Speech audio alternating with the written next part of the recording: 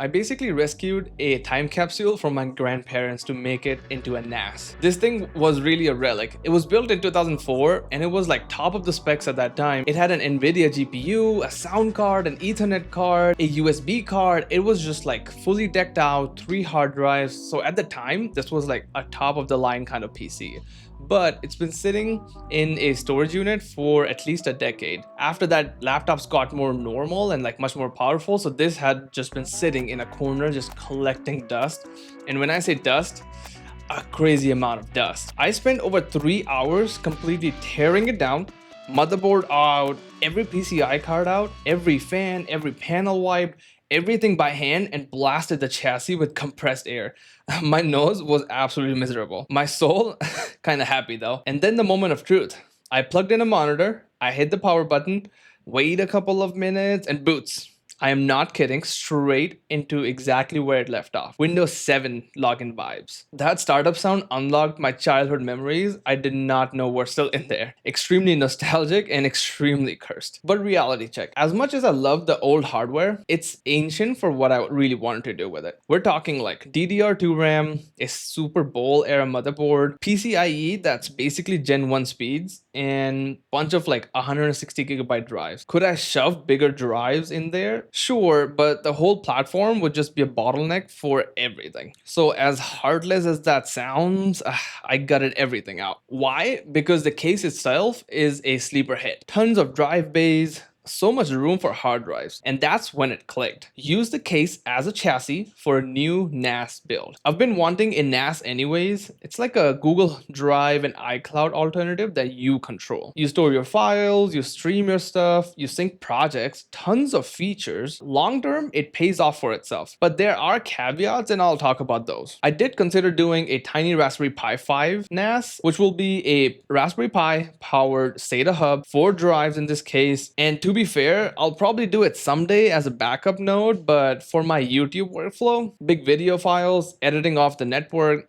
I didn't really want the Pi to become the bottleneck for this. Enter Micro Center, where every time I walk in thinking I don't need anything, I walk out with $300 of a credit card bill. I found a bundle for about $270. It's an Asus motherboard, a 6-core Ryzen CPU, and 16 gigabytes of RAM. So after taxes, around like $310. I added a $50 power supply and a 512 gigabyte M.2 SSD for the operating system. So all in, roughly $500. For what it is, it's really a steal. It's a fully modern, quiet PC now, just wearing grandpa's tux. Storage was next. I knew I needed more than 4 terabytes of storage and then some redundancy. I'm not going deep into RAID in this video. Hardware Haven has fantastic explainers if you want ZFS, VDEV layouts, and all that. I'll link them down below in the description. For my use case, video storage, I needed fast read and write with some resilience, so I went with 3 8 terabyte CKit drives I found for $100 each. And yes, I said $100. That price for the amount of storage I got per drive just cannot be matched. The guy at the counter literally had to go and check if the label actually said $104. The usable capacity for me for right now is about 14 terabytes after all of the overhead. Literally way more than I expected and really what I needed. Performance wise, copying files from the NAS to my Mac over a gigabyte, I'm getting around like 150 megabytes a second. That means 1 gigabyte of a file transfers in about 6.5 seconds. That's fast enough considering for my workflow and the video backups that I need to do, they're fast enough. Honestly, for a first build, using a refurbished relic of a case,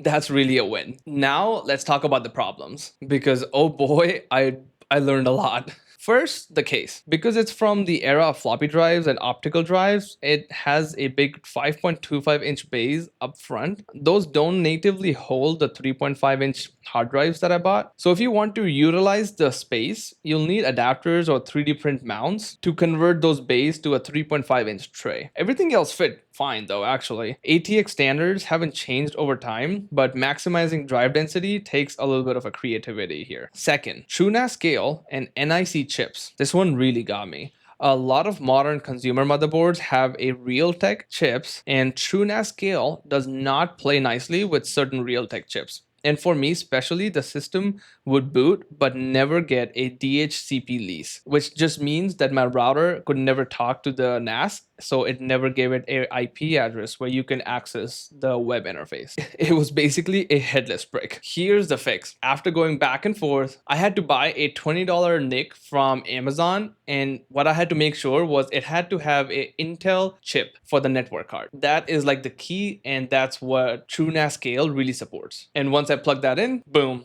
IP address was given and it had internet. And third, SATA lanes and M.2 slot. This was the biggest time sink. My board has 4 SATA ports. I plugged in 3 drives, the SATA 1, 2, and 3, and randomly 1 or 2 would show up. The cables were tested, they were good. The drives tested good. The BIOS settings were tweaked. I rebooted multiple times. Nothing made sense. The clue was buried into the motherboard manual. So using certain M.2 slots disables certain SATA ports on my motherboard. So installing the operating system on the SSD in the top M.2 slot, which is the closest to the CPU, it steals the lanes and disables SATA 3 and 4. So I moved the M.2 to the bottom slot, and guess what? It still did not work. Hours later, I realized that my Intel NIC, the Ethernet card that I bought, was installed in a higher bandwidth PCIe slot, which was also closer to the CPU. So I moved it down to the lowest PCIe slot, booted it up, and suddenly 3 drives showed up. So the takeaway is that lane sharing is real. Motherboards silently disable ports depending on which M.2/PCIe slots you occupy. So read the manual, map your lanes, and expect trial and error. So should you build your own NAS, or should you just buy one of the pre-built NASs from Synology or other manufacturers? You just want to plug it in, put some hard drives in, and it just boots up? I guess you just got to go the Synology route. But if you're someone like me who likes building PCs, likes the frustration that comes with like building something new, but that also comes with a lot of learning and future repairability and expandability for a project that you build for yourself, then you should just build your own NAS. Figure out what your needs are in terms of storage, figure out how redundant you want your storage to be, and then figure out like what motherboard would be the best for your NAS and what kind of RAM do you need. One of the suggestions that I would give you is get a lot of RAM. I have 16 gigabytes of RAM, and it kind of sometimes is not enough, and it's kind of the bottleneck. So I would definitely go with the 32 gigabyte route for when you're building a NAS. So what are my future plans with this NAS? Well, it has enough storage that I can put a lot of videos for at least like the next 3-4 years, and I probably still won't fill it up. But what I still am gonna do is it still has redundancy. It can have one drive fail and all my data will still be there. But what I'm gonna do is build a smaller version of this but have similar performance, and I'm gonna put that at, let's say, my parents' house or my in-laws' place. I'll put it somewhere else out of this place. So let's say something happens to this, somehow this place ends up on fire, I still have a fully off-site backup where I can get all of my data from, and if I get a new PC, I can just use that as rebuilding a new NAS. So that's how I built my NAS. I hope you learned something from it. If you have built your own NAS, please let me know how I can improve mine in the future, and I hope you learned a thing or two from this video too. So until next time, thank you for watching.